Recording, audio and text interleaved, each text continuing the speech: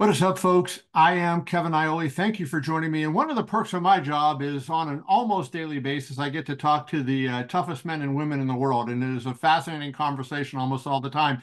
And among that group of tough people, this man is one of the toughest that I have ever seen. Marlon Chito Vera next week in the main event of UFC 299, a really big one. He is going to rematch with Sugar Sean O'Malley, the bantamweight champion. It will be a heck of a night.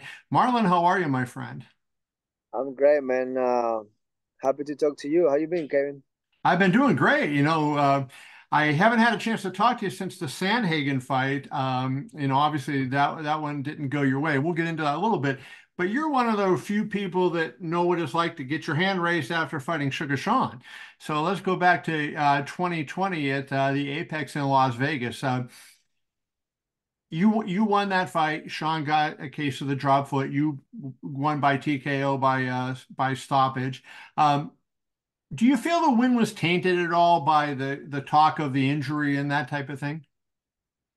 Not really. I just feel like that's just energy that you put out there, and I mean, if you're smart enough, you figured it out. Like at some point, we could rematch or whatever. But all that talk is just a waste of energy, in my opinion. I mean, just making excuses, even if it's just for fun, because we don't really know if it's just games and mind games and just talking shit. Because that's what it is at the end of the day. And Right. I the way I carry myself and everything, I don't really care about those things. I'm not too worried about what someone else says.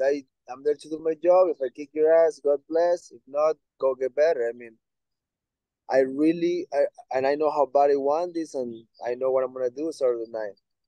He has, his hands have been terrific, and they've really seemingly gotten better since he fought you. You felt his power, you felt his speed and quickness. What do you remember, and what do you think when you see him now? Is it similar to what you remember, or do you concede that he has gotten even better in that area of his game? I'm assuming that you should be way better in the 2 years that haven't passed by.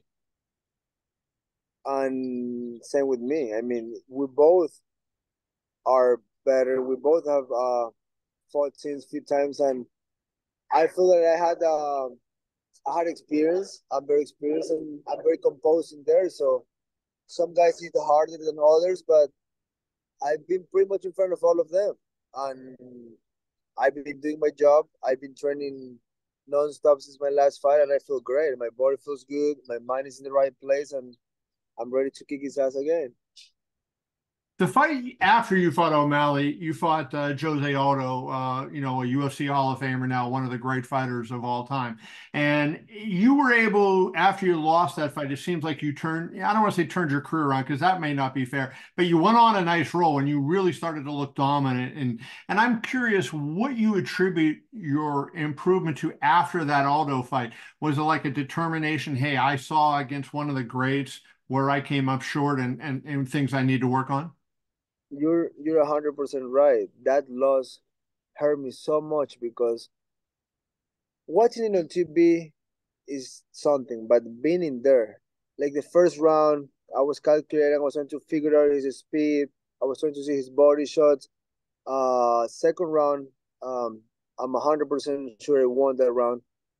And leaving the second round, like at the end of the second round, he was so tired and so like overwhelmed, and Yeah, I I remember. could feel his energy. He was kind of like, "Oh, I'm gonna lose again, man. I'm done." And I got so cocky and arrogant, and I make a childish mistake on just rushing around the cage, throwing a haymaker for no reason. I don't even fight like that. That cost me the fight.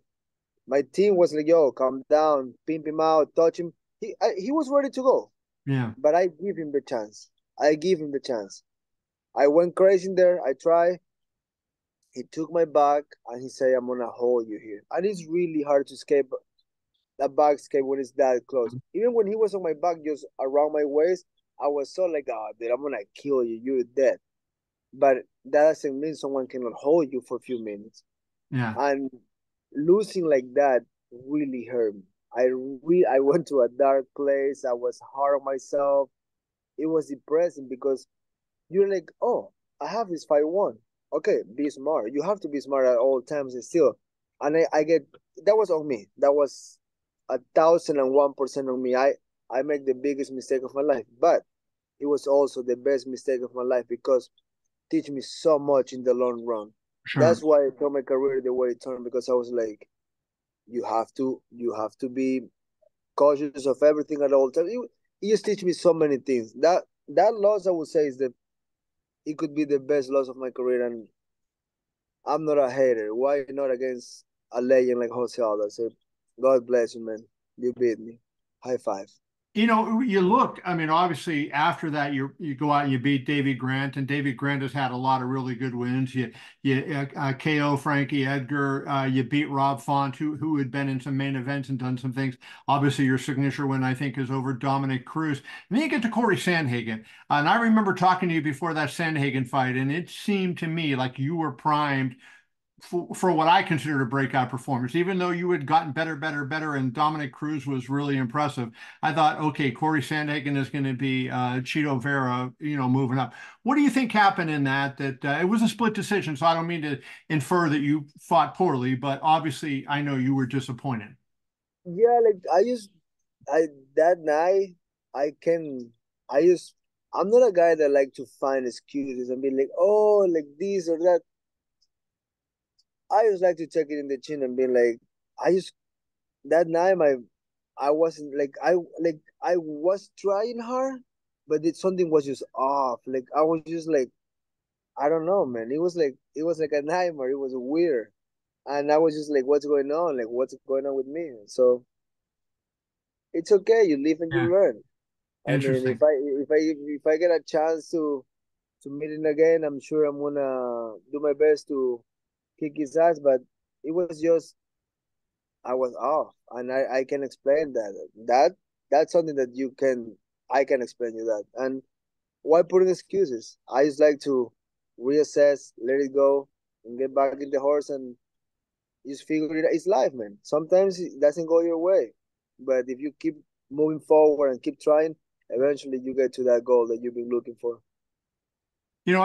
I mean, you came from extreme poverty. You moved to the United States. You really sacrificed. You left your family behind. And, I think a lot of people know your story, but it was really motivating and inspiring to, hear what you did to go from where you were to, get to the top right now.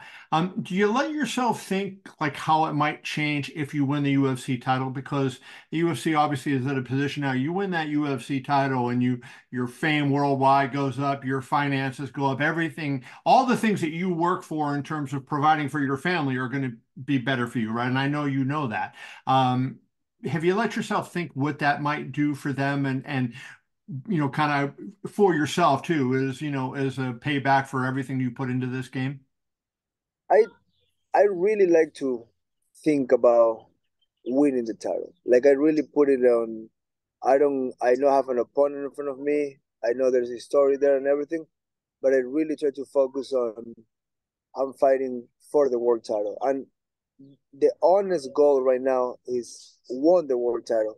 Then everything you say and everything that is coming later, I mean, it's like your life changes. I mean, my life already changed after so many main events. The beginning of my career, earning few bonuses and getting to get my daughter's surgery done at the beginning of my career. That was my world title. That was Yeah. really the smile that I need in my life, my wife's life, my whole family life.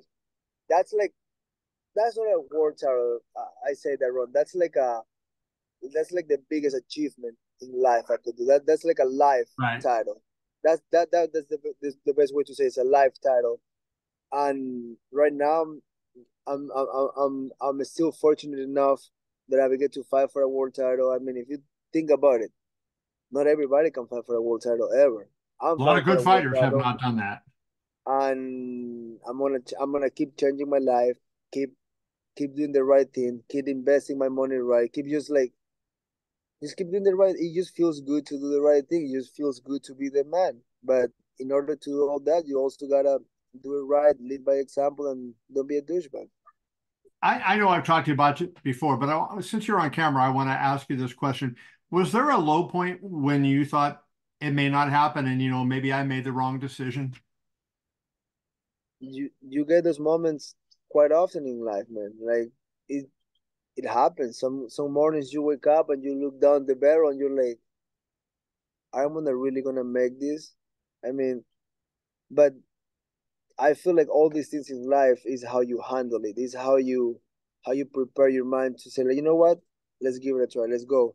Because there's people that are at the top of their careers, they're depressed and they don't, or at the lowest point, they're depressed. It's all about how you handle life Sure. itself. And yes, I have those thoughts before, like, I'm gonna really make this. I'm gonna really go. I'm gonna really win. But if you push yourself hard enough, you break through. And the thing with that is you gotta keep doing it, and you gotta do it Yeah. again. People sometimes forget they go really hard and really good for this period of time, and they get to achieve something. But guess what? You gotta do it again. Yeah. It never ends. It really never ends. So might as well just go until you can, because your body eventually won't keep up. Until before that, go hard, go really hard. Well, you've obviously done, look at that beautiful backyard, Marlon sitting in right there. So obviously a lot of things have gone well for you. UFC 299 on March 9th in Miami. Chito Vera, I wish you the best of luck, my friend. Look forward to seeing you down there. Thank you, sir. Appreciate it.